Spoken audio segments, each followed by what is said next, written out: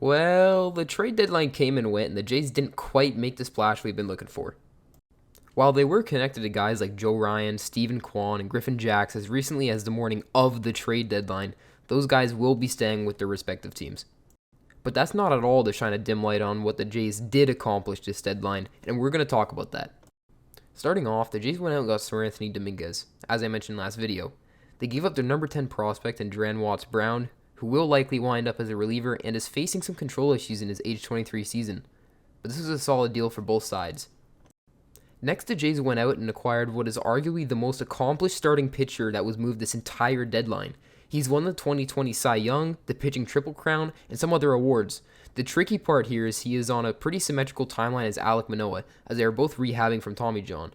That's right, Shane Bieber hasn't even thrown a pitch in the majors since last April. The Jays surrendered their fifth prospect, Cal Steven, who has been tearing it up in the minors this year with an almost 2 ERA. He is certainly hard to part with, and it's left to be seen what he becomes with the Guardians now.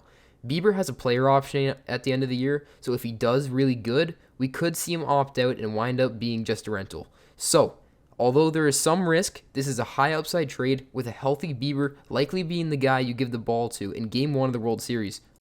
I won't go over this next one in too much depth, but it's worth noting that the Jays traded Will Wagner for a Double-A catching prospect, giving them some much-needed depth in that department.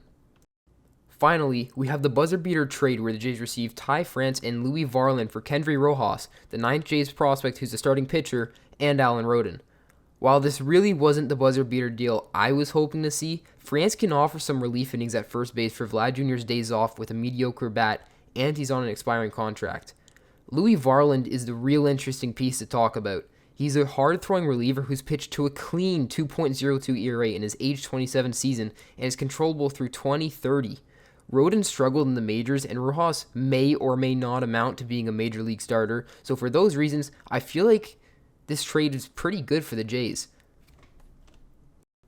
In conclusion, this was not a bad deadline for the Jays. We all would have wished for a bigger name to cross the border, but these pieces bring some much-needed options for the Jays to employ.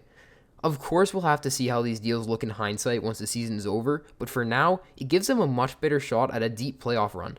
I give this trade deadline a B+. Thanks for watching. Let me know what you think in the comments, whether you agree or disagree, and hey, consider subscribing.